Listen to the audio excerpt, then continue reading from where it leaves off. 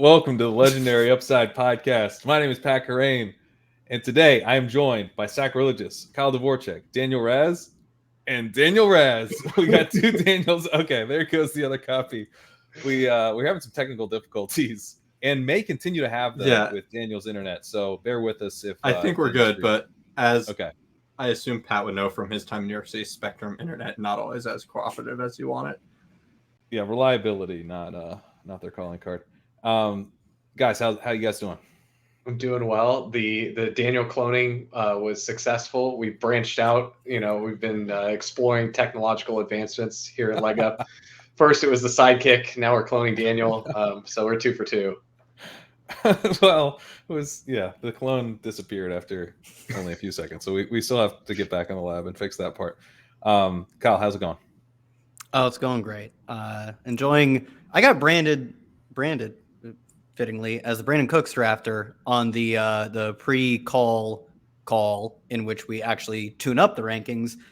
I just want to say, guys, if ever we come onto this show, we're all sick best ball freaks. We're all like, oh, if you're older than 22, you shouldn't be in the NFL. It should be a crime for you to play professional sports.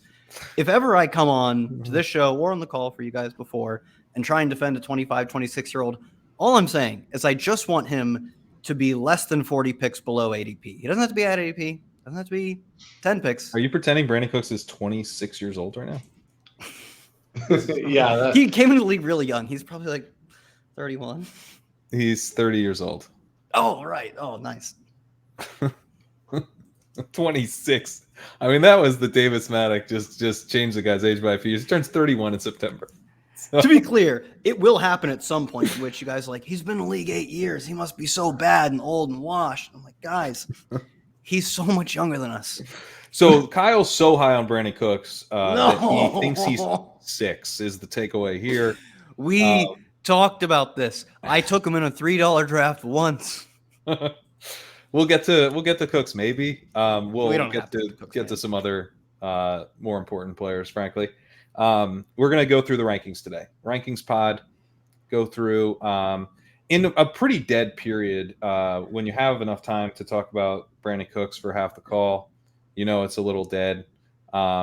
We had some alpha come in, though, from Xavier Worthy. Maybe we start with that.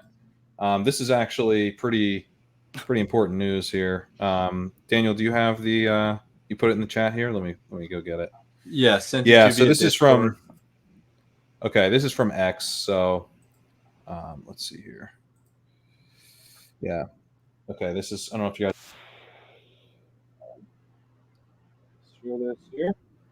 All right. So Xavier Worthy.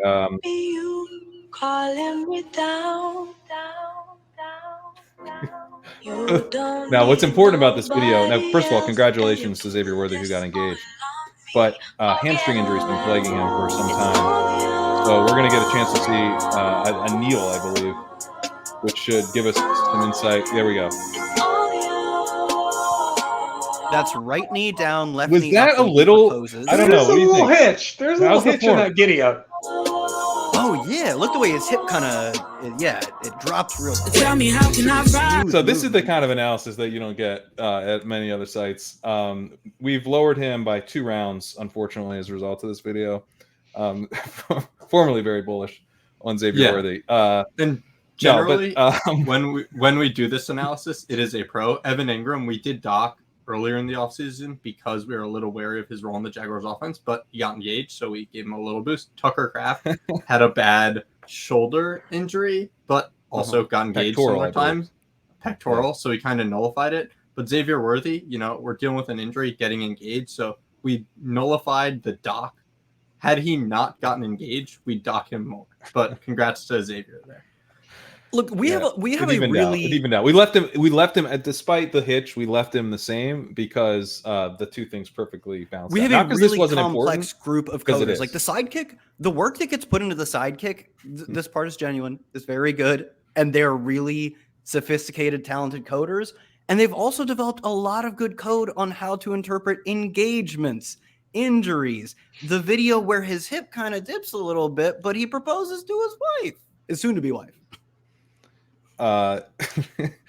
Yes. Yes, we're covering it all. No stone left unturned. It's a bit of a quiet period is the point of that stupid bit.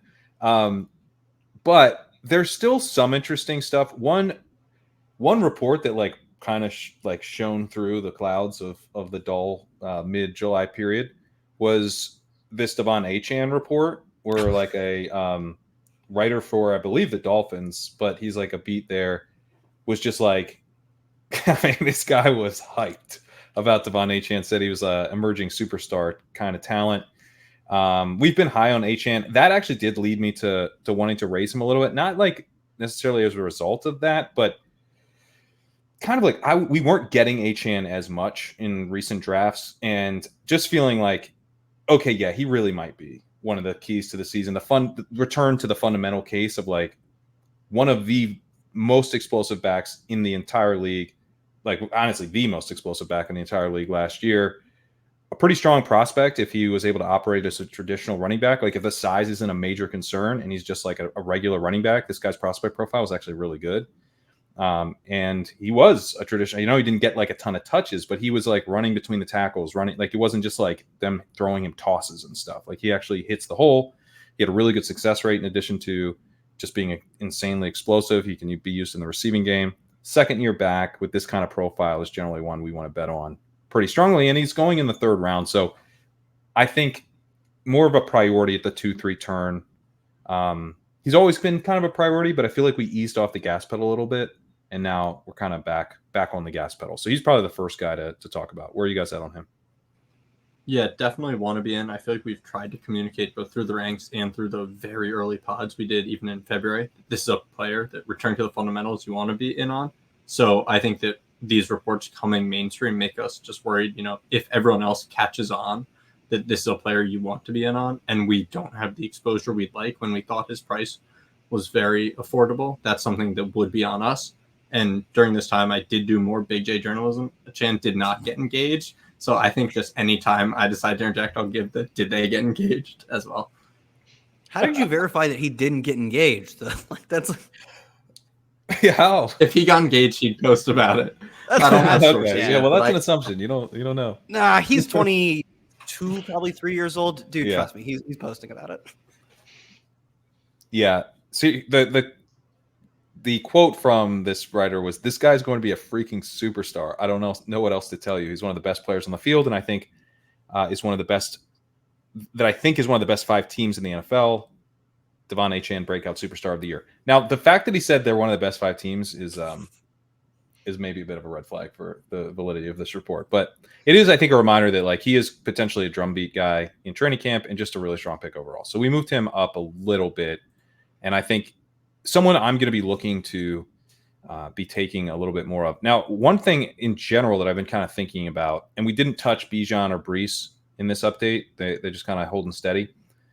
But Bijan, Breece, Gibbs, obviously McCaffrey, Jonathan Taylor to a lesser extent, but I would put him in the mix here. I think he's fine at ADP. And then certainly Achane. It feels like if you can build teams around these running backs, like you're going to get an opportunity to, like, if we get the legendary season from one of these running backs, the advance rate for that player theoretically should be lower than it would be in another year because it's so easy to get boxed out at receiver, which is kind of like the stakes that sort of create a decent enough team to advance. But if fewer teams like have the requisite firepower to even get through, then therefore big hits at non-wide receiver, you would think would be underrepresented to some extent, maybe not to a massive extent. But that has me thinking, well, is hero running back with these running backs actually the nuts? Like if you build correctly with these guys, is that how you really win this year? It depends on how efficiently the market has priced the receivers this year. That's a big part of it. Say, for example, that there's a big swath of wide receivers that were really inefficiently priced, then that won't be the case, because the people that were forced to take later wide receivers where all of a sudden, like we find out those guys, like pretend Jacoby Myers is just really good this year and he's inefficiently priced and you're one of the early running back drafters and you had to click Jacoby Myers. the advance rate is going to be really high then because you compounded that win. You're like, I got the legendary season, and then I also stumbled backwards into these wide receivers that were mispriced. So a big part of it comes down to how good are we at pricing wide receiver as a market. And I think in general, we're really good in the first couple rounds.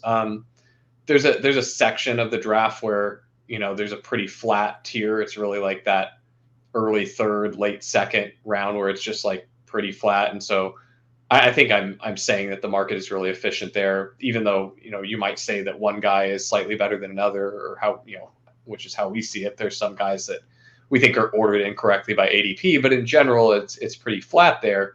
And so I think the market is really efficient in those early rounds. It just comes down to, do one of these. I think the easiest way for it to happen is, does Ladd McConkey, Rhamondre, Xavier Worthy, Brian Thomas, or one of those guys a huge breakout star where, instead of actually being like wide receiver 30 something that they're being drafted at, they actually finish wide receiver 20. And all of a sudden that's like a huge boost to these teams where they looked worse on paper than they actually turn out because they unearthed some additional wide receiver capital. Maybe, but I mean, like I'm really prioritizing wide receivers, and like sometimes that guy's my wide receiver 3, and like, or maybe my wide receiver 4, but like it's kind of what I'm counting on, like when he's like wide receiver 3 or 4, it's not like, because it dries up so quickly.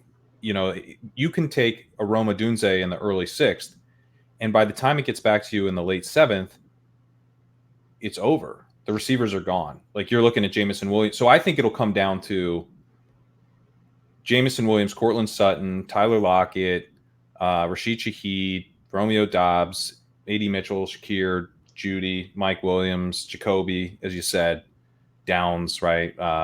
Brandin Cooks, like that tier. That's the tier, I think, where if those guys are actually underpriced, or at least one of them is like significantly underpriced, then that would help unlock.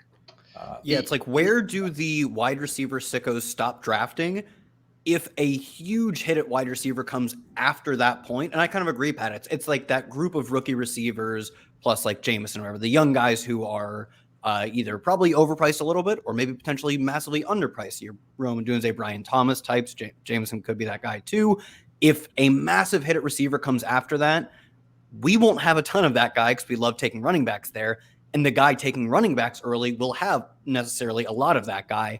If those two things happen in unison, then the early round running back is going to be a massive hit. But like you said, though, I don't think it's exclusively do we get a legendary season from Jonathon Taylor. It probably also needs to be paired with some potential value that generally wide receiver heavy drafters like us are not finding. Like, Jacoby Myers finally breaks out 1,200 yards, 14 touchdowns. He's just the guy. I'm just, throwing whatever out there. If that happens, I don't take a lot of Jacoby Myers because I think he goes in a range where I want to be hammering running back. That happens, I'm in a lot of trouble. It would pair very well with an early round running back. I'm generally not betting on that guy to exist this year in terms of especially the receiver. So I don't think it's awfully likely, but I do think you want to build some of these teams into your portfolio. And the 1,200, whatever, was a bit of an exaggeration. It doesn't have to be that big of a hit if the early round running back is truly like Taylor refines it. Like this one's more realistic. Taylor refines his form, 2018 touchdowns. Like we didn't see that. Like he was that talented of a player. It just happened to be like 2 years ago now. Where did Thielen go last year? I took him so infrequently that I don't even remember. I think he was in the early 130s. Yeah, 130s. 130s. Okay. That's what I think. That's good comp, if there's a Thielen. Yeah. A Thielen would really help early running back drafters this year. And that probably is someone that does like Thielen-y stuff because, Thielen fell off. I don't know if he'll be quite as good in the early part of the season, but I guess what I'm saying is I mean, that's possible. That's definitely possible that like the Sutton's a really strong pick, that Lockett's a really strong pick. And that actually you can go running back, wide receiver, quarterback, right? And then you can go tight end or something, right? So like one wide receiver through 5 rounds, which is like never ever worked in this format, maybe does work because the wide receivers are just overpriced and you take all the other positions, and then you just build out wide receiver through depth that's way better than people realize. Like anything's possible, but I think it's more likely to work. I think if that were to work, it would be from just finding the teams where you could capture just one input being wrong. Like you think the Panthers are like the Titans. I was going to say the Broncos. Like the Broncos. We think like Marvin Mims was a potentially big playmaker as a rookie, and then he like completely faded out. Troy Franklin looked like I thought he was worthy of being taken in the first round. And Bo Nix pairs with the one coach. It's more like I think it's more like the Titans, where you're getting Ridley and Hopkins in the mid rounds, as opposed to, I guess, Sutton. To your point, Sutton is part of Sutton. Yeah. Like think about how cheap some of the like Texans were last year. If this is this year's Texans, though, like maybe Sutton would be the Nico in that case, but then there would be other hits like the 2 to 3 like crazy good games from Noah Brown. Not that he was being drafted, but in this world, Troy Franklin is that guy or whatever. So yeah, I think Sutton also probably does help with that pairing too, though. It's like another good example. The Browns is also maybe one where you grab Cooper, and then like if you're taking 2 receivers through 5, which I don't recommend, but let's again, we're kind of living in this world where this stuff actually works better than we are used to. Cooper through Cooper, Judy, and Njoku helps you get a decent tight end 1, let's say, and then obviously Watson's very, very cheap, and he would pair this whole thing would pair with Achane. So maybe we go running back heavy, grab Achane, and stack up the Browns. I mean, I guess I could see it. Especially with Bijan and Breece though, like because they're so expensive. I think the more likely way for this to play out is even when Bijan goes nuts, he doesn't advance at the rate he theoretically would if wide receivers were priced lower. Which I guess we can not really know the answer to that, but it's just like it is tough. You build all of this is a very long way of saying it is hard to build teams with Bijan. It is hard to build teams with Breece. But I think it being hard is maybe an edge. Like we should seek out the harder builds and build those builds, right? Yeah, you certainly won't catch me fading Breece or fading Bijan just from an ideological, like, oh, I don't want to click a running back in the early rounds because it's hard to build around them. Like, there's definitely valid ways to there's a reason we have those players ranked in the first round still. Like they're very good players. They can score lots of fantasy points. So I think it's a mistake to say, like, I'm going to fade all the first round running backs just because I draft wide receivers. It's like, I like wide receivers as much as the next guy, but I will certainly not be intentionally underweight Breece or Bijan. Yeah, and I think Achane certainly doesn't have the role that those guys have, but he's got just such a high single week ceiling that I want to find ways, because the comfiest thing to do right now is to go receiver. That's easily the most comfortable thing, but taking Achane, taking Kyren in the late third, we talked about how it's probably last call to get Kyren in the late third, or it's last call one way or another. He's probably going to fall more or rise. So I think he's a fine click there. We're dead even on ADP with Kyren. We're 3 picks ahead on Achane, so we haven't gone nuts, but that's a decent stand that early. Let's see. So as we move down, I mean, anything to note in this running back pocket? I think we moved Aaron Jones down a little bit. Yeah, we did a little adjustment there. Just we had kind of, if you remember back when we had the initial wave of bad news on Rashee Rice, we did a national abstain from drafting Rashee Rice day to kind of see how far he would fall, and then we had at it. I guess we can look. That day's over. We're on the generational wealth Rashee Rice opportunity tour right now. So I hate so much pumping the players that I want to click, but when it's the 6th round, if Rashee Rice is on the board, I will take him 100% of the time. I don't give a shit. Like, you want to talk to me about diversification? Diversify somewhere else. I'm taking all the Rashee Rice in the 6th round, and you can't stop me unless you draft him before me, which you probably will now that I'm saying this. But going back to what we were actually talking about for the running backs, we're kind of taking a similar approach with Jonathon Brooks because we've seen the market do this thing where when it gets bad news, even if it's news that it was already aware of, like Jonathon Brooks will likely start training camp on the pup, then the market double counts it. They're like, oh my God, Jonathon Brooks is injured. It's like, yeah, we knew he tore his ACL. We knew he had surgery. Like, what are you talking about? So we were kind of baking that in, that we anticipated a drop from the market. And so we wanted to cool off because we were all coming in pretty heavy on Jonathon Brooks exposure. But we've just come to the conclusion that there is a small enough chance, or there's a large enough chance rather, that you get the news going the other way from Brooks. And not only that, but you get the market not incorrectly handling the news. Like we're being too disrespectful of the market and assuming that they're just all a bunch of paste-eating mouth breathers, which for the most part they are. So that's a safe assumption. Okay, for a second there, it sounded like you weren't going to be disrespectful to the market. No. The market's bad. I mean, there's a reason why I'm playing this game for money. But it's just, we think this is a good spot, and we would be really sad if it shook out in a way where we're like, dang, we didn't take advantage of this really good spot, and now it's less good for us to spring on this opportunity. So we moved Brooks up a little bit. We moved Aaron Jones down. We moved Kamara down previously as well. But really, I think what a lot of it came down to is these 4 backs right here, Jaylen Warren, Zamir White, Najee Harris, Jonathon Brooks, are all guys that I would like to be overweight on. I think for me personally, the way that I'm going to do it is probably by clicking a tiny bit less Rhamondre. I get a decent amount of Rhamondre. I don't dislike Rhamondre, but I just really like these 4 guys, and I want to be over on all of them, and it's kind of hard to do with all 4 of them going right next to each other. Yeah, I think with Brooks, a lot of it was just like, don't let perfect be the enemy of good. This is a good price for Brooks. Is it the perfect price? No, I think we're going to get the perfect price in something like 3 weeks, whenever he almost certainly goes on pup to start.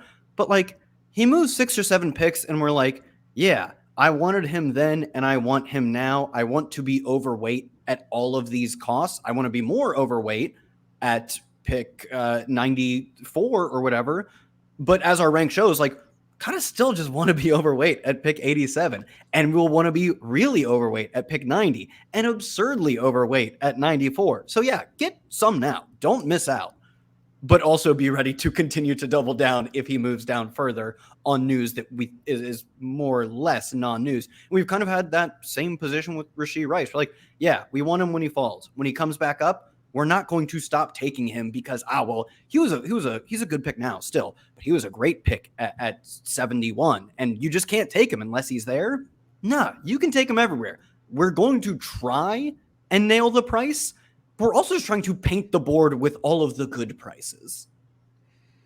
Yeah, and I've been taking Brooks kind of throughout, but the rankings didn't really reflect how much I'm taking him, and it's just like, I think we just get the ranking like a little bit up and make sure that people using the rankings are, reasonably overweight Brooks now, because we don't know for sure how the market's going to react to his training camp stuff. And I think personally, I think at this price, being a little overweight Brooks now and then being really overweight later is fine. Being a little overweight now and then being a little overweight later at a higher price is also fine. So just it's not like he's really expensive and we're kind of almost thinking he should fall, or that his price is really susceptible to a fall. I think he could fall into the 90s, no problem, easily to the back of this group. But so what? Is that really that big a deal? Is that such a value that you don't take him now? I don't think it is. Zamir White, guy. I think they're. Oh, go ahead. On Brooks, I think there is a real chance that if he's a little more healthy than we think, or the market doesn't react to pup, and there's enough good steam late, he could jump up. I remember last year, Darren Waller, the whole offseason was just he is going to be the the theoretical number 1 target for the Daniel Jones Giants offense. And then once later into training camp came around, and everyone's like, hey, Darren Waller is again the theoretical number 1 target. People were like, oh, this guy is no longer a 7th round pick. This is a 5th round pick, maybe even a 4 or 5 turn pick. God, I forgot about that. Man, he rose so much. Yeah. And again, so information that was known. Jonathan Brooks, when healthy, is the theoretical number 1 back on the Carolina Panthers. He is young. If he's healthy, he should be explosive, and there's reason to believe that Canales will want to feature him. This is all known information now. It will be known information later.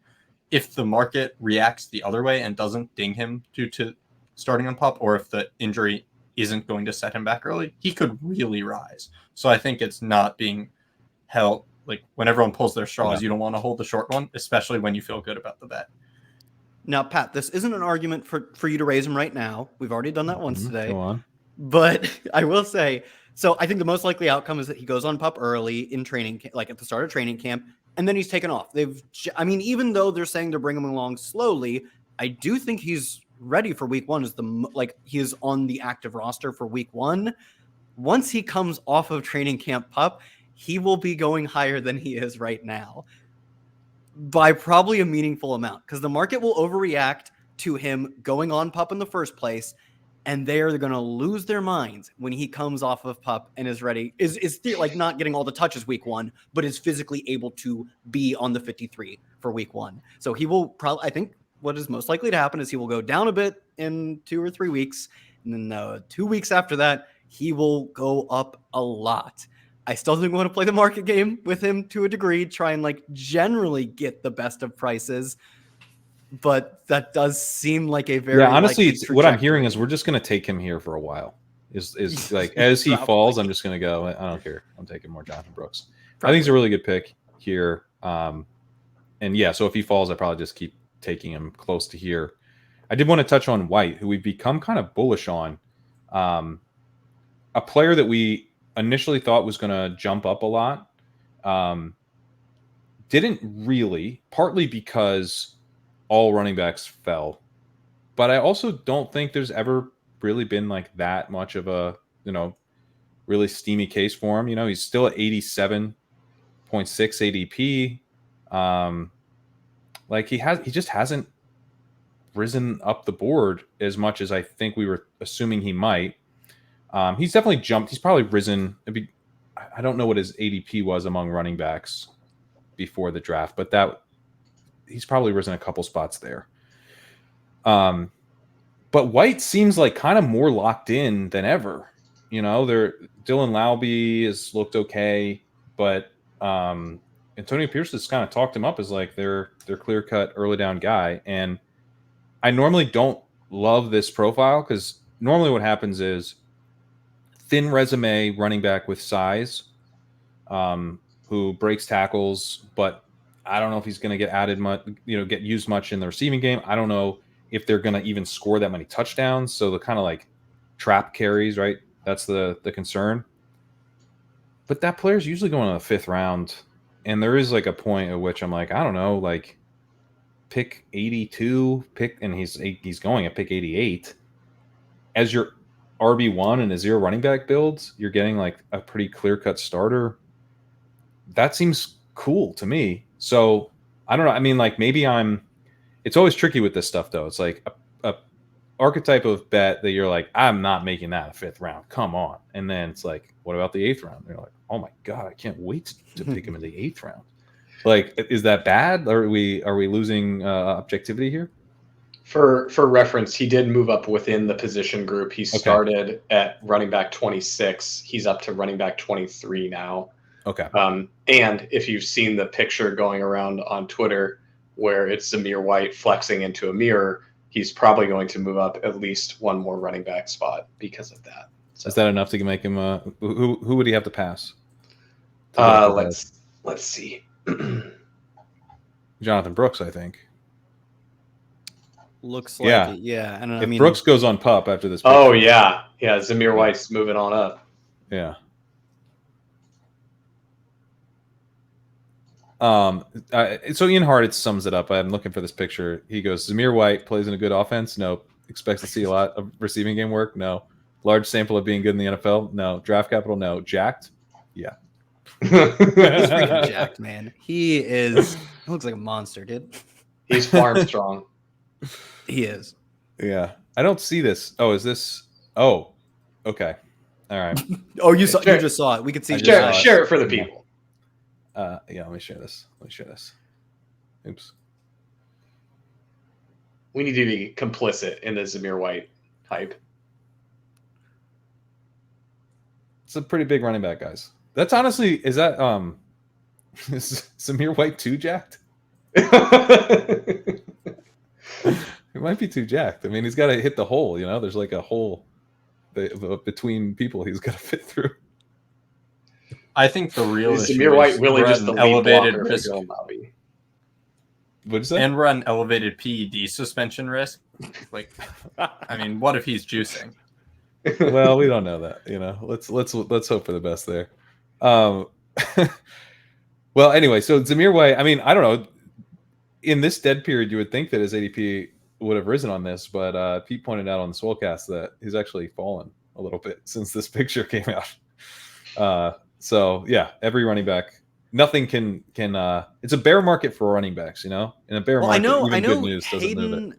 I believe Hayden and Levitan both pointed out that this past week's risers were like universally running backs. It was by like 1 or 2 spots each, right? Like just starting to, maybe we have hit probably a week ago or 2 weeks ago, the true apex of like sicko only wide receiver drafters.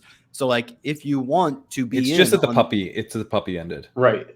It's the puppy ended. Every time there's a puppy, the sickos draft more and the running backs fall. And the puppy ends, it tilts up a little bit towards as soon as we get the puppy 3 to next week. Like, it's true. Would you think though, as we get more, I would assume though, as we get more casuals, they'll see, look, we're all sitting here saying, God damn, Zamir White's jacked. We got to take him a few spots higher. And we're spreadsheet dorks. I assume as we get more casuals in, they will also feel that way. No, I think they will. Yeah. No. So I mean, we're 5.6 picks ahead of ADP here. Like I think he's a target. I could see him rising a lot. Oh, yeah. Anyone else in this tier? Like Moss is another guy. I don't take a lot of Moss. I'm like wanting to take a little bit more of him though. And he does strike me as a guy that could rise on just news of like, yep, he's definitely the starter. We got basically even with ADP on David Montgomery. We were just like a shade behind there. Really, the way that you play this spot of David Montgomery versus wide receivers is like, what do you need? But we all have collectively noticed Kenneth Walker falls to the 7th round pretty consistently. Like I'm getting him at 74, 75 regularly. And really what just happens is it's okay, these wide receivers all go because no one wants to be left holding the bag when this wide receiver tier runs out. And then Kenneth Walker is sitting there, so you take Kenneth Walker. David Montgomery never slides, where Kenneth Walker always slides to the 7th, it feels like. David Montgomery never slides because the wide receivers are done before David Montgomery goes off the board. Right. And so you just get him there. He's a staple. He's kind of a fixture. And so I was just ending up with less David Montgomery than I felt was a good amount to have. I think he's like, if you said you just wanted to be even with the field on David Montgomery, I think that's fine. For me personally, I think I'll be ever so slightly overweight. But that's just, I like the Lions offense, and I think that there's a pretty decent chance that he's still just the goal line guy. And in the outcomes where Jahmyr Gibbs doesn't have that legendary season to pay off his first round price tag, I think it's much more likely that we're very happy with what David Montgomery does here at pick 75. Not that he needs to even be a league winner, just that, yeah, dude scored a touchdown like every other week or better. Like last year, it was damn near every week that David Montgomery was scoring a touchdown. So, yeah, and he fits really well with the wide receiver heavy builds. Like you're talking about David Montgomery, a lot of times as a running back 1, and that is nice. I do try to mix him in there. I'm a little bit below even with the field, but I would like to be closer to even. Especially in that kind of build, like you go wide receiver heavy, you mix in a tight end, and 5 wide receivers, 1 tight end, David Montgomery through 7 is pretty cool. But I kind of feel the same way about this group too. Like Rhamondre Stevenson's a pretty cool wide receiver or running back 1. Jonathan Brooks, obviously with the knee stuff, it's a little bit nicer as a running back 2, but sometimes he gets to the 8th round.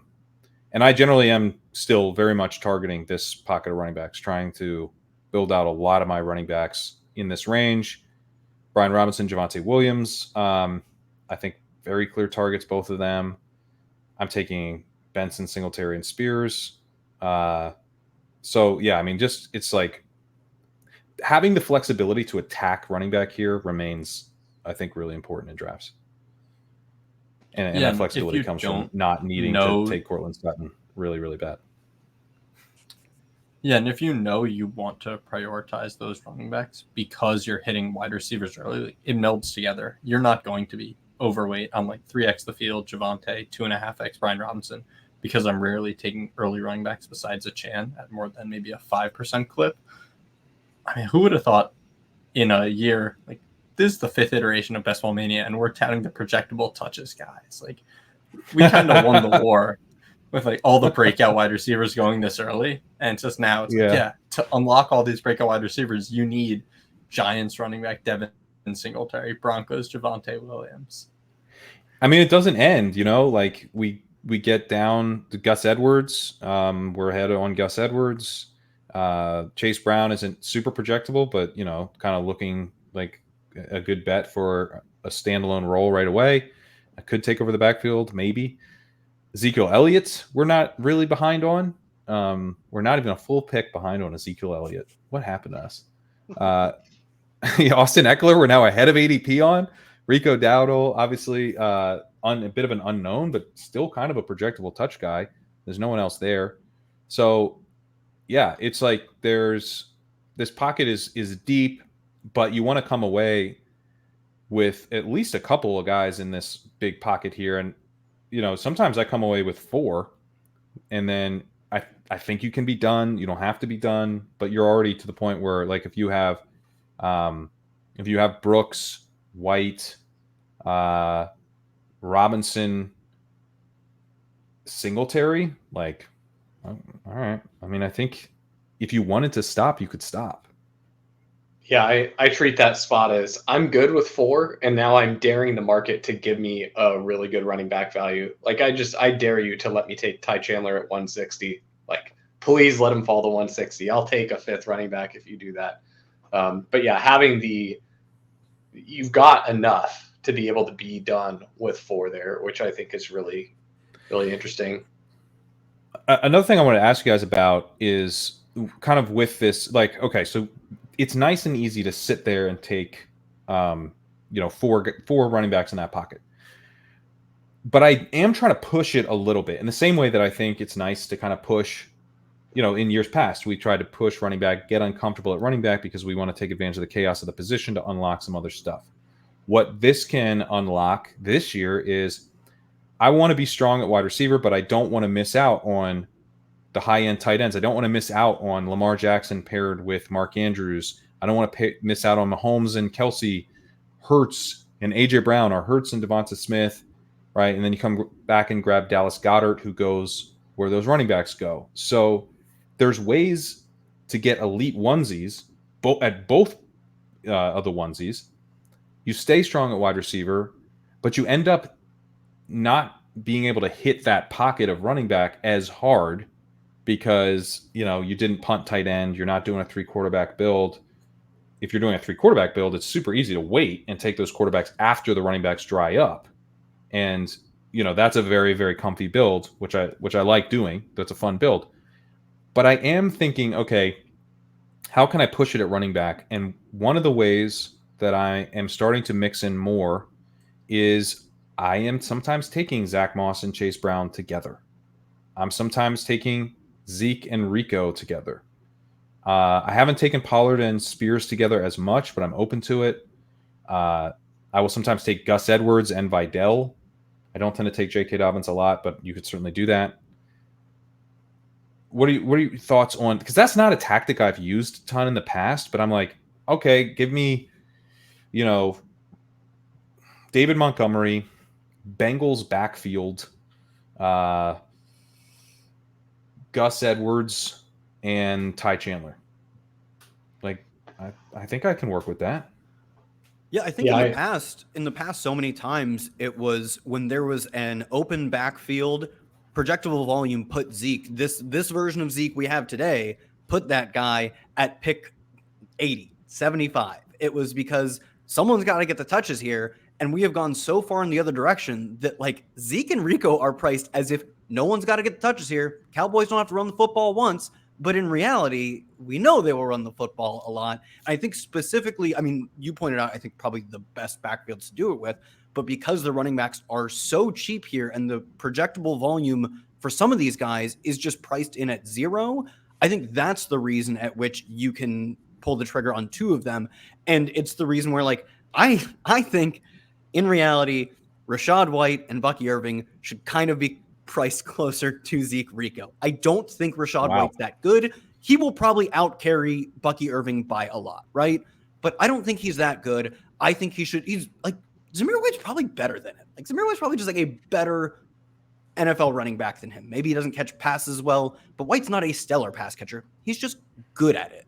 And I think in those type of situations where, yeah, Rachaad White, he does project to get more of the backfield than Ezekiel Elliott, but he's one where the projectable volume is priced to all go to one guy. And we as in us on the show, find that to be a fragile bet. The fragility of the Cowboys backfield has been baked in 10 times over. And when you can see that just touches have to go somewhere and you get to pay $0 for them, actually those are the spots to really hammer home where it's perfectly fine to just take both of them. Because at these prices, Zeke and Rico can both be wins at this price specifically. And I said, in that example, what I said, Montgomery, Bengals backfield, Gus, and Chandler, that's actually not pushing it enough. What I'm really saying is replace Bengals backfield with Cowboys backfield.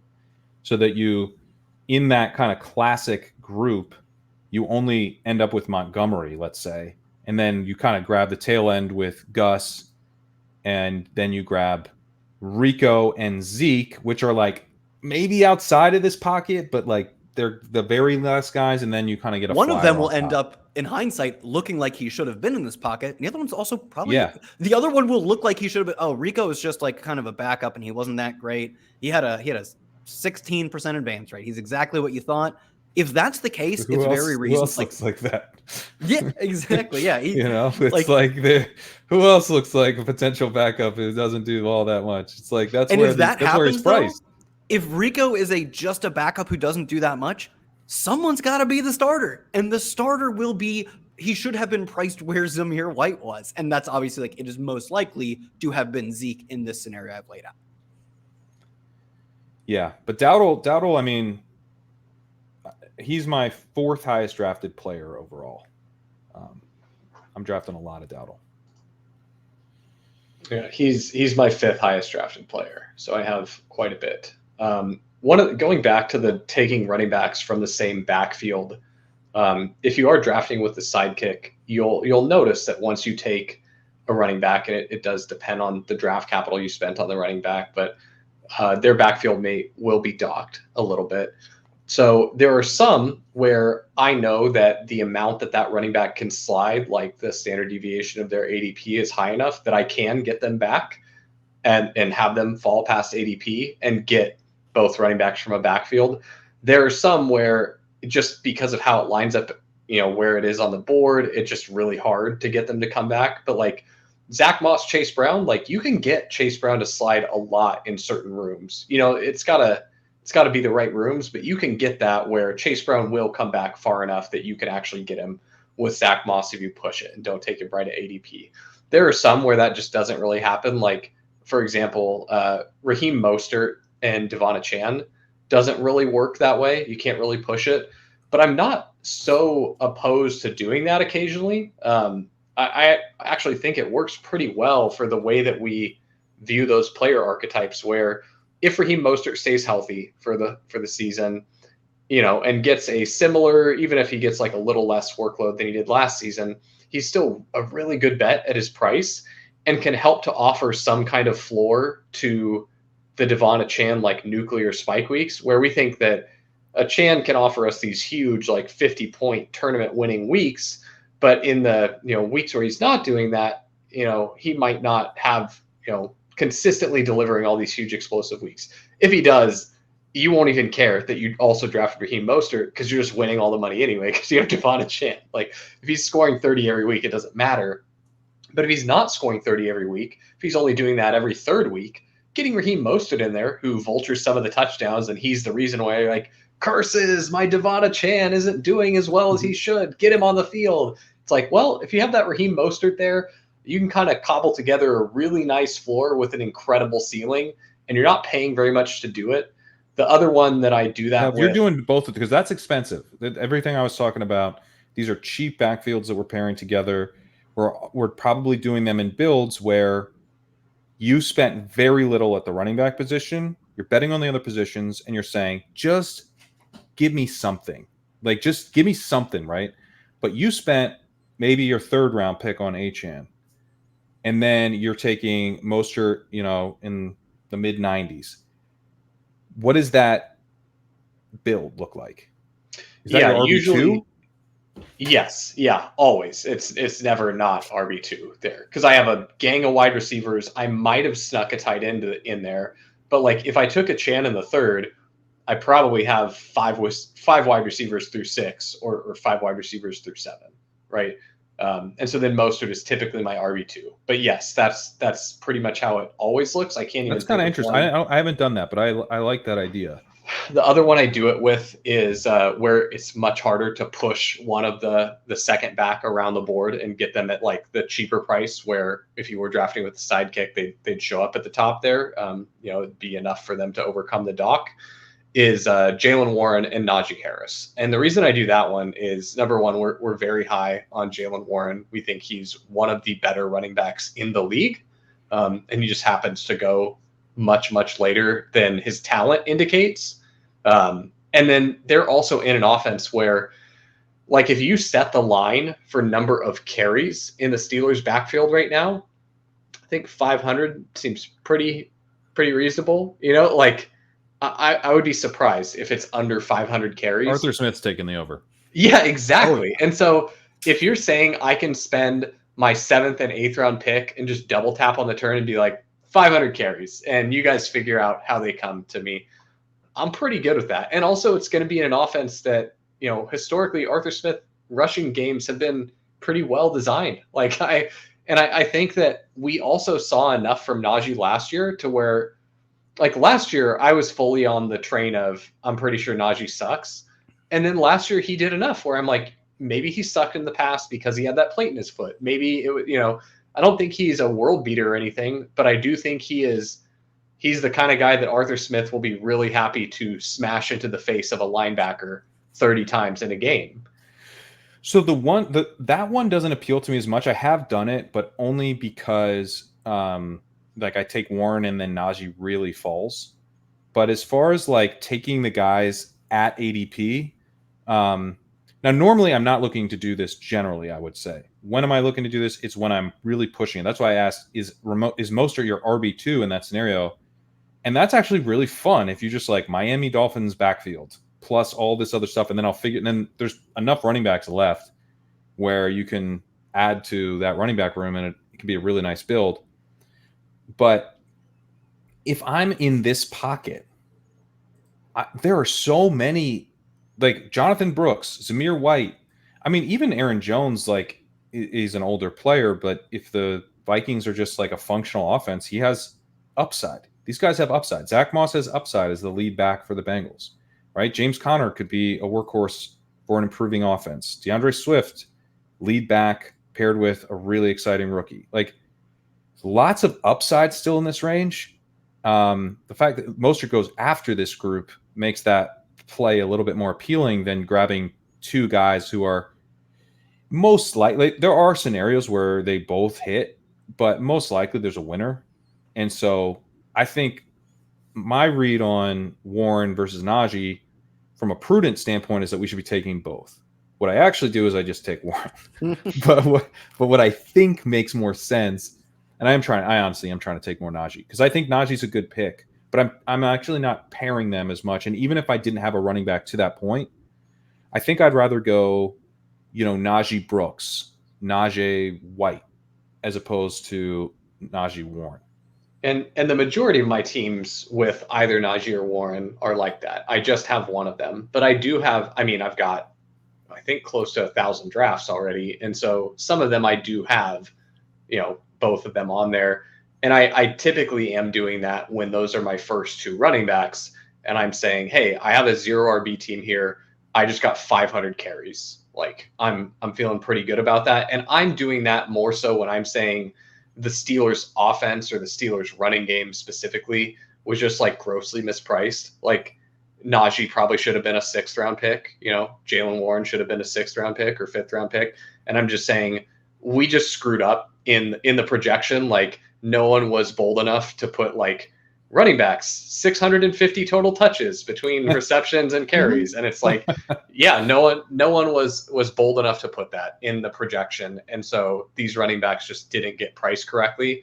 And I'm willing to make that bet some of the time. You know, if you're not drafting thousands of teams like I am, you might only do it once or twice in your whole portfolio, but I'll have it a handful of times for sure. Brock Bowers, I do want to mention as we're kind of in this general range, there was like a report about them liking guys who block, Michael Mayer being a really good blocker. We haven't really reacted to that. You guys want to just comment at all on kind of the Bowers mid-July, oh God, what if he's just a blocker fears? I've seen him No at comment. Georgia. Who cares? If the Raiders think he's just a blocker, yeah. But all faith This is just the saddest NFL meritocracy will be lost. It's just like truly the most mid-July, like, aren't you worried? There's a it is lot such of an aren't you worried. It's the peak aren't you worried. It's the peak aren't you worried. There are a lot of aren't you worried that I'm Let's like, throw out his prospect profile actually. yeah, exactly. I'm so like worried. You can take aren't you worried to logical conclusions and be like, yeah, that does make some sense. But like the bet with Brock Bowers, I said he's really freaking good to a degree that like quite literally we have never seen before. Blocking stuff does not move the needle for me. If like they were out there in camp and like, oh man, he looks slow and unathletic. Like he looks small and I don't think he can play. Like he's not that these would really move the needle, but like those are the types of things I'm like, oh, is he like not an NFL? Like the athleticism stuff, I guess could like move the needle for me a little bit. Like, oh, he's slow in camp. He's sluggish. Like he can't run with even the second team. Not much would worry me with Bowers, but something that at least has a logical flow from, oh, he didn't test the combine. There's a small itsy bitsy chance he's not quite the athlete we want him to be. That could at least move the needle for me. The blocking stuff, come on, man. That one does not freaking move. Well, and to be clear, he's not being, it wasn't that he wasn't a good blocker. That's actually not, it's that the Raiders really like their tight ends to block, and that Mayer has really improved his blocking, and that there was some speculation that basically Mayer could play ahead of Bowers unless he impresses as a blocker. But not that he's struggling as a blocker. Mm-hmm. That's not even been reported. So I actually think if he was like really struggling in camp as a blocker, that would be a little bit of a problem. But I would note too, just to kind of calm any worries, that Bowers is actually a good blocker in college. He wasn't a great blocker, but PFF career run block rate of 75 is pretty good. It's better than Ben Sinnott, who I hear is a fullback now. So it's actually quite a bit better than Sinnott. So like, yeah, he's not, I mean, some of these guys who were drafted more to be blockers, he had better grades than them. So not saying like, oh, he's this incredible blocker or he's going to be that at the NFL level. He is undersized, but he held his own at Georgia. So I don't know. The fact it just seems peak aren't you worried in the middle of July. So we have not capitulated there. Still into Brock Bowers. I do have one hypothetical that would have me worried. If in a completely hypothetical world, the Pittsburgh Steelers take Brock Bowers and Arthur Smith just talks about how much he's excited for Brock to learn from Michael Pruitt, that would have me worried. That would have me worried too. Here. Yes, that would also have me worried. I agree. Let's talk this group of receivers. Anybody, Kyle, that really catches your eyes in drafts? Look, Brandin Cooks had like 170 yards in a game last year. I don't know if it should be 20 picks below. 10 or 15. We would never, I promise you guys, if we have him a round and a half below ADP, he'll never show up for you. I swear to God. We can't do that because we have to take Ja'Lynn Polk. We have to take How many Ja'Lynn picks ahead of Polk is still a lot ahead of him. We can't be taking Cooks over Polk. Come on. Wait, what? Jaylen Polk is not my highest drafted receiver, and it makes me mad. Oh, no, he is. New puppies just dropped. I'm up to 424 teams, and Jaylen Polk now my highest drafted receiver. We did it, guys. I think. Congrats. Now, I think Kyle you're incorrect about your favorite. Kyle said. Go ahead, Daniel. Accuse me of something else. It's fine. Okay. Yes. So Kyle said like Brandin Cooks had about 170 yards, as if in pre-show he wasn't reciting the 173-yard one touchdown. He was reading the game log. Just one log. I think he might have a tattoo. Yeah, he was reading it off his tattoo. Yes. Yeah. This is a full-blown Memento situation. He's waking up from a trance and just seeing this Brandin Cooks stat line and then reciting it back. He knows exactly what he's doing. The stat line is all over his body too. This says 2023 Thanksgiving. This is Cowboys versus New York Giants. Over here, it's 173 yards. It's just everywhere. So it takes him. The tattoo artist was like, "Do you want to do any other games?" I was like, "No, there's like one good one. There's no other ones to do. There's some other stuff from that one. No, do the weather on that day. Don't do like a week. I might be back later this year, but probably not. Like I feel like the argument for, especially like if you scroll down a little bit, like a guy like Leggette, dude, Legette's not starting in week one. He's not seeing the field in week one. He's a 3 wide receiver set for a team that wants to run a bunch. Is he not? He's not starting week one? Who's starting? I mean, it's Adam Thielen's starting over him. Thielen was good last year. Yes, I agree. And Deontay Johnson. But who's outside? Are you saying Terrace? I'm guessing Thielen moves. I'm guessing Leggette only plays in 3 wide and Thielen moves outside in 2 wide, would be my guess. Legette's a raw prospect who cannot run routes and is not practicing. Seems really bad for his early season prospects. And I draft Leggette.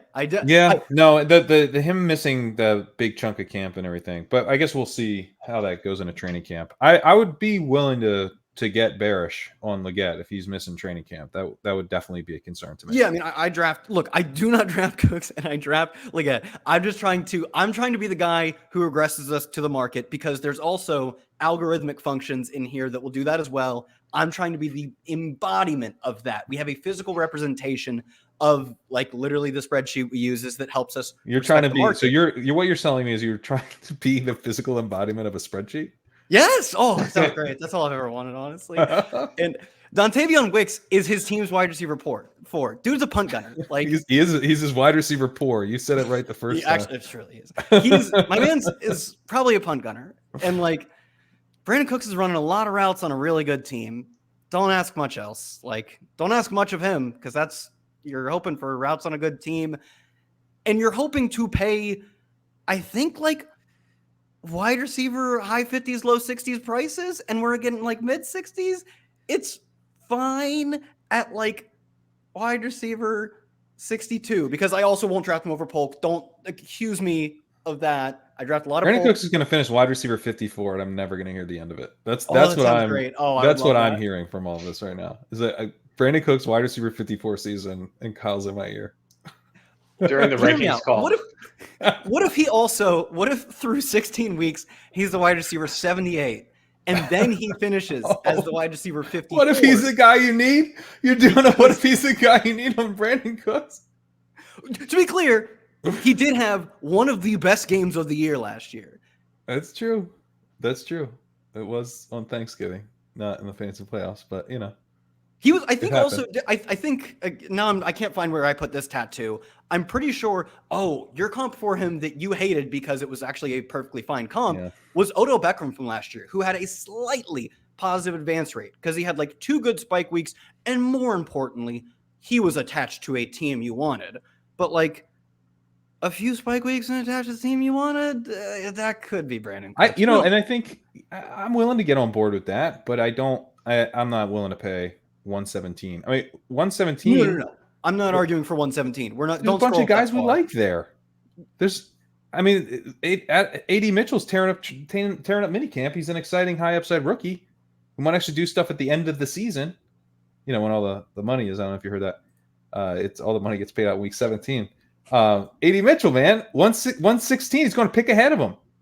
I have a hard time. No, at ADP is bad. I'm trying to smooth out the ranks so you sometimes get him when you have Dak, or I guess when you have Eagles too could be another argument. But like He is. I mean, he's like truly another good comp in a sad, frustrating way is Adam Thielen last year. I think generally we were right to bet against Adam Thielen. Declining, aging veteran, like poor yards per route run. That's not the guy you want to bet on. But when the circumstances line up, that guy can be successful. And like being on the Cowboys who pass a lot and have committed like 2 nickels to their backfield, but also 2 nickels to their other wide receivers is a good setup for Brandin Cooks, enough to make him the wide receiver 62, which is like 3 wide receiver spots of where we. So. The best argument I heard on Cooks today was that we were probably a little too low on Jake Ferguson. We did raise Jake Ferguson up a little bit because, I mean, seriously though, like Cooks, he turns 31 in September. He's coming off a season where he had 1.19 yards per route run. He had a 15% targets per route run. That's bad for a tight end. This dude, I mean, this is like we're getting the washed signals from a 30 going on 31-year-old receiver, and he's going in the top 120 picks of best ball. That, you know, that's what I call a fade, right? He's a bad pick at ADP. I don't. Yeah, and this is. Yeah, and no matter what, I'm not trying to cape for Brandin Cooks as a pick at ADP. Even our spreadsheet will not force players to be at ADP. They'll be like, ease off the brakes there. You can take him on 2% of teams, and that's unless we override it, which we might do. Who had a better open score last year? Marcus Valdes-Scantling or Brandin Cooks? Oh Christ! You got to be kidding me. Brandin Cooks put by 1 spot. Is that the twist? They were tied. Damn it. And Brandin Cooks isn't just any 30 going on 31-year-old. He was in the 2014 class, so this is, I believe, his 11th season. It's like, I mean, we have the Jason Tatum. Yeah, he was in the 2014 class. That's right. But he is old, and his legs are worn. The tread is on his tires, and the wheels might fall off. Yeah, no, he's. I don't know.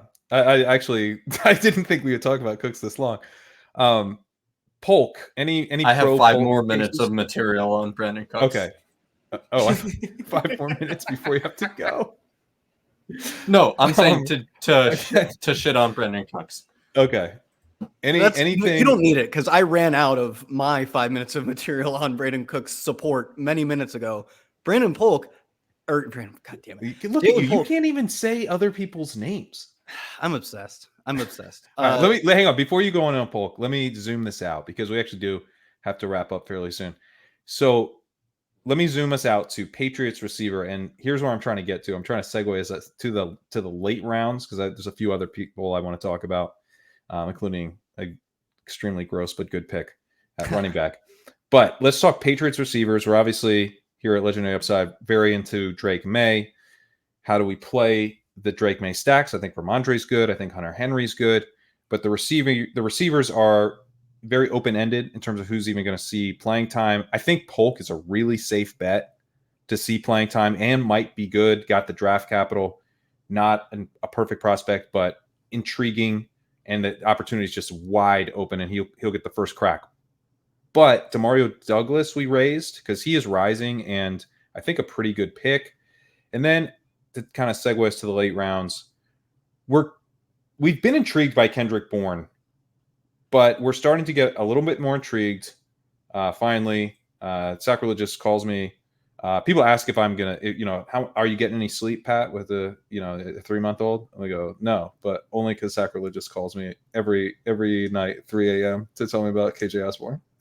She's sleeping great, but you won the war, KJ Osborne. We're behind ADP on, but as far as like the way the ranks work out, we're actually significantly ahead of the order of players when it comes to KJ Osborne. So just kind of larger thoughts here. I'll throw it to you, Sack, on KJ Osborne and the Patriots. Yeah, Sack, go ahead, talk up a dusty veteran wide receiver. See how it feels on this show. It's fine if he's going outside the top 200. 100 picks later, Kyle. Yeah, the difference is I take KJ Osborne with the very last pick of the draft. If they would let me take Brandin Cooks as Mr. Irrelevant, I'd do that too. Love him there. But the thing with the Patriots is I've learned this lesson multiple times over in playing fantasy football, and it's when you get an ambiguous situation where you like the situation, you don't need to be overly precise. I am totally fine wasting some of these picks that I'm making on Patriots receiver, because some of these will be right and some of these will be wrong, and they can be varying degrees of right and wrong. It's not binary that, oh, this was clearly the best one. You know, a lot of these guys could be productive, some more than others, but the thing is, like, you don't need to be so precise. You can probably deliver a very good win if you're just taking all of these guys in your portfolio in the aggregate. If you just have a lot of Patriots wide receiver all together in your portfolio, you're probably going to be pretty happy. And I want to have really large Patriots team stacks, like 2, 3, 4 pass catchers in a team stack, because part of the bet is that the offense is fundamentally mispriced. And so those are all correlated bets where I can win a lot if I have them all together. But I want to have those bets mixed up together too. I want to have teams where I have Jaylen Polk and Hunter Henry with KJ Osborne. I want Jaylen Polk and Hunter Henry with Kendrick Bourne. I want Jaylen Polk and Javon Baker with KJ Osborne. I want to have all the different combinations of those guys. I don't really care to get so tremendously precise with it. And just to make it a little less yucky for someone who's not like getting into, comparing the yards per route run of every 18th round receiver. Don't look up KJ Osborne's yards per route run. I it's not encouraging. It's not great, but neither is anyone else going in the 18th round. And really what we're looking for is, like, do these players have the ability to put together weeks that would be helpful for us for best ball in the 18th round? Because some of these guys with better yards per route run are doing it on much lower volume, or they're doing it consistently but without spike weeks. They're getting, a guy gets 4 targets a game and he gets better yards per route run than KJ Osborne, and he scores 8 points. It's the Tyler Boyd. Like, Tyler Boyd's going to look better than KJ Osborne. How stoked are you to have Tyler Boyd's 8 points every week? Like, you're not. So if you went with any of KJ Osborne's last 3 seasons and just copied and pasted them, drag and drop into this year, you would be really happy if that's exactly what you got for this year. I think because it's an 18th round pick. It's an 18th round pick. Yeah. And it's correlated. And it's correlated. And this is very likely a guy, like, if we're wrong about some of the other Patriots receivers, it's very likely that KJ Osborne ends up being one of the better ways to play it. And I think KJ Osborne is honestly a pretty good hedge off of Kendrick Bourne. That's the way I see it. I think one of these veterans will be the guy that is running by the end of the season with Polk and Baker.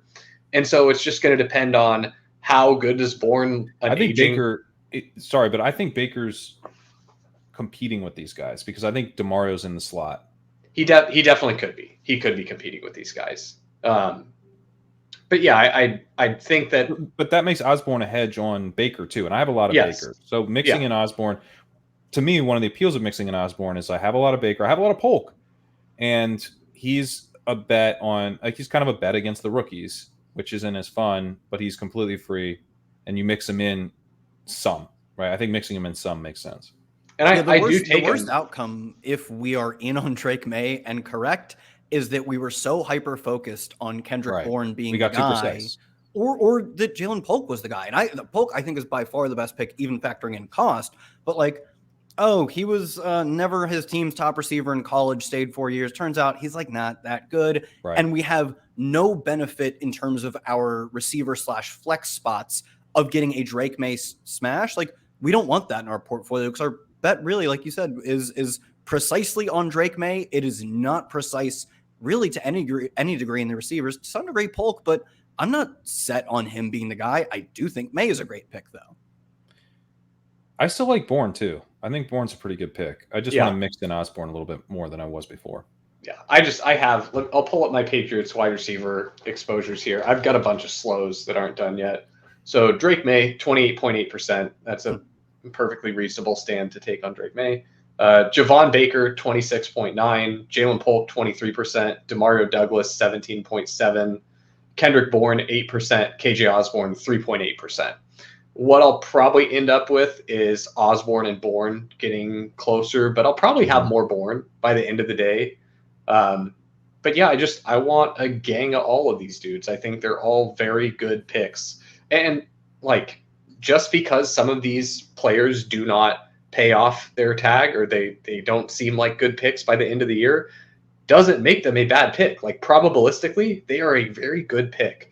And that's, if you're not thinking about the game in that way yet, like if you're just looking at like, oh, this player didn't do well last year and therefore he was a bad pick. Like that's a real quick way for you to be able to level up your game as a basketball player is like, it's not about the outcome that happened. It's about the range of outcomes and you properly assessing and weighing it. And sometimes we're wrong. A player. Why were we wrong? Why were we right? That's such a big part of this. Exactly. Yeah. But you need to think about things probabilistically and understand. Was Tank Dell a bad pick last year because he didn't play in the playoffs, or was he one of the best picks on the board? Yeah, he's an incredible pick, right? He was one of the best picks on the board. Yeah, obviously. Yeah, but I've had people. Sometimes you'll see of like Tank Dell was a bad pick. He got hurt. Yeah. That's a great example. But yes, that's the reason why we want to think probabilistically, and that's the reason why you take all 5 Patriots receivers. If you believe that Drake May is a good pick, you should definitely be taking all 5 Patriots receivers. All right, guys. I think we got to wind it down. There's nothing else to talk about here. Oh, go ahead. Sorry, Daniel. Go ahead. We're not doing So I was gonna say I know Sack might have to bounce, but Sack touted the Patriots and KJ Osborne. Kyle went on his soapbox on Brandin Cooks. We have one more completely gross player to say just is underpriced. It's Clyde Edards-Helaire. Yeah, I was trying to shut us down before we talked about CH, but Daniel insisted. I don't want to give the bull case. I don't take him as much as I should. But Clyde Edards-Helaire, he's almost certainly the number 2 back on the Chiefs, and that alone. So far. Go ahead. That was really naive of you, Pat, to be hanging out in the 210s. Like, where is he? He's got to be at 215. He's so high. Go ahead, Daniel. Make your point. Sorry. But this is the number 2 back on the Chiefs. Pre-show, we were talking about Jerick McKinnon without juice. Well, then also saying, Jerick McKinnon the past few years could accurately be described as Jerick McKinnon without juice. He plays for the Chiefs. He should be active on game days. There isn't much more to this bet. It's simple, but I think it's one to make and get at least double the field at this price. And then I know before Sack leaves, you talk about it's not about the outcome that happened. Talking to my family about losing money betting, it's very much about the outcome that happened. So, yeah, no, it is. We do want the outcome. Try going to the bank with 20% J.K. Dobbins last year, being like, it's not about the Achilles. So, Dobbins, I maintain, it's not about the outcome that happened. Yeah. He was my top running back. What could have been, but it's not about the outcome that happened. But we also want to deliver on outcomes that are more likely to happen than not. We do. And Clyde Edards-Helaire accruing points by just being there. I'm trying to think of the comp. It's just he's like the pitcher's helper. Just the what? The pitcher's helper in baseball, just the extra guy on the field who's not actually good. What's the good. Pitcher's helper? I haven't watched baseball in a while. What? No, it's not real baseball. But for those of us that weren't athletically gifted to get on the field, they would just put you in. No, I played right. Pat, erase the last 2 minutes. What is happening? But just what is the pitcher's helper? It's the person that they would put next to the pitcher to get the least gifted person on the field. Just stand there. So it's an extra. Clyde Edards-Helaire will be sick. Sorry, I'm stuck on the pitcher's helper, man. Yeah, it was the 10th player. They added an extra. It's a 10th player. Got it. Okay. It's Clyde Edards-Helaire. When they say 11. You can't make varsity, but you also can't make JV, would you like to keep score? That's the pitcher's helper is what it sounds like.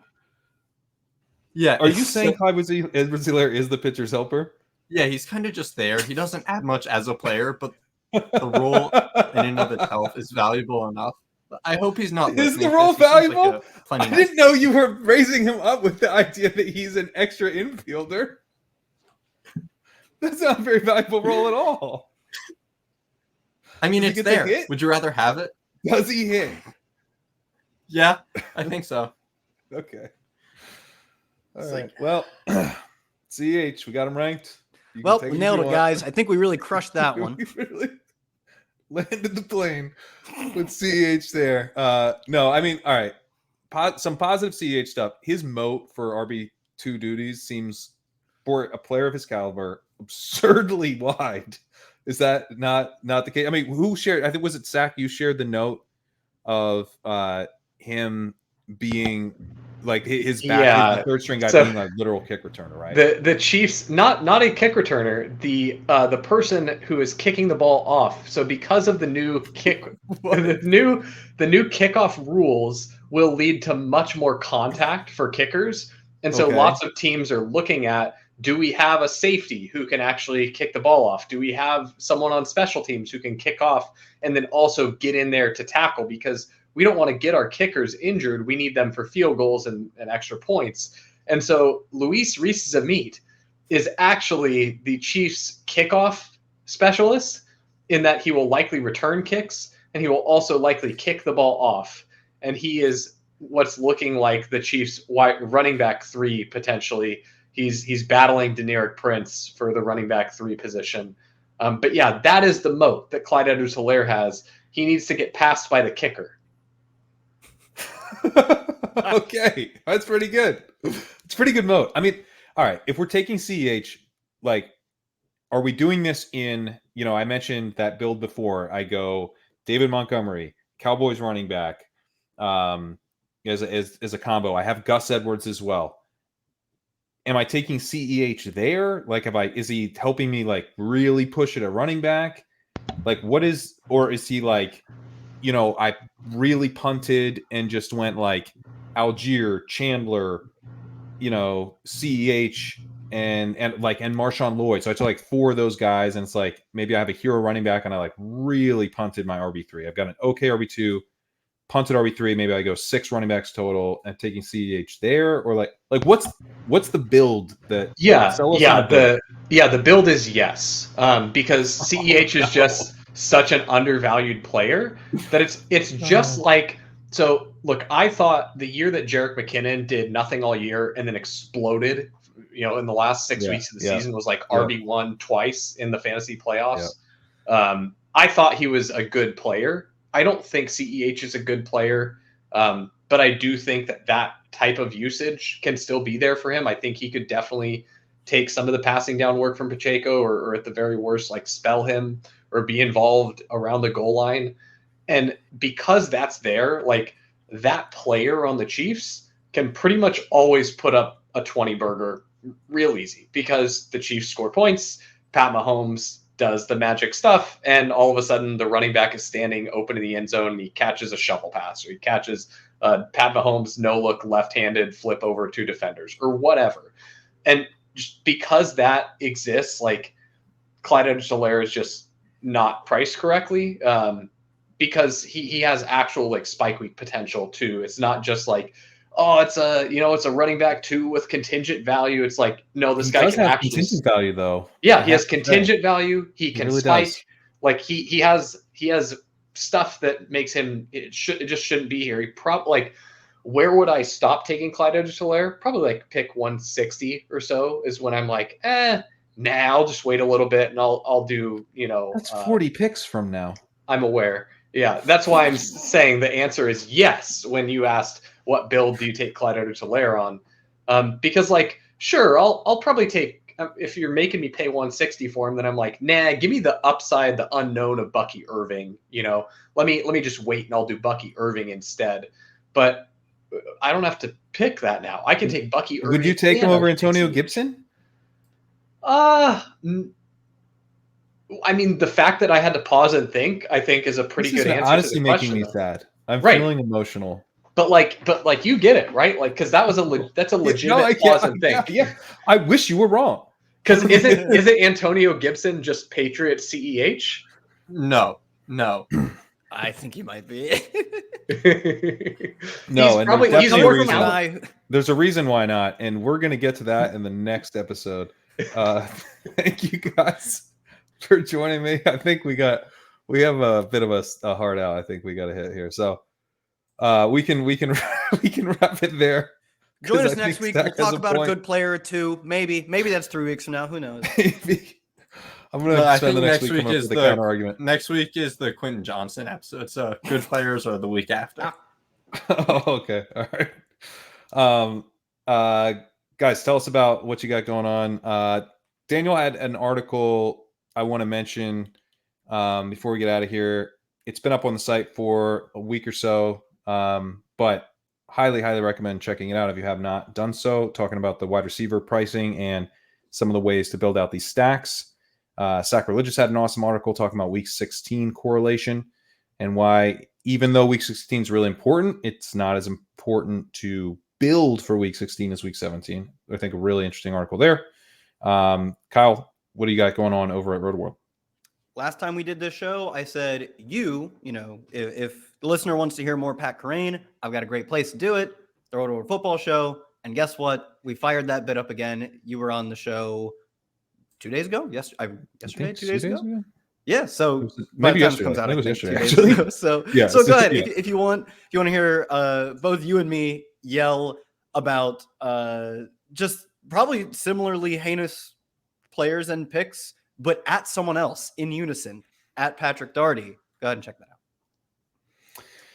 out. And check out, if you want, we talked about the Sidekick throughout the pod. It's our dynamic best ball rankings tool over at Legendary Upside. If you're interested in that, legendaryupside.com/sidekick. We will see you guys next time. Thanks for watching. Talk to you later.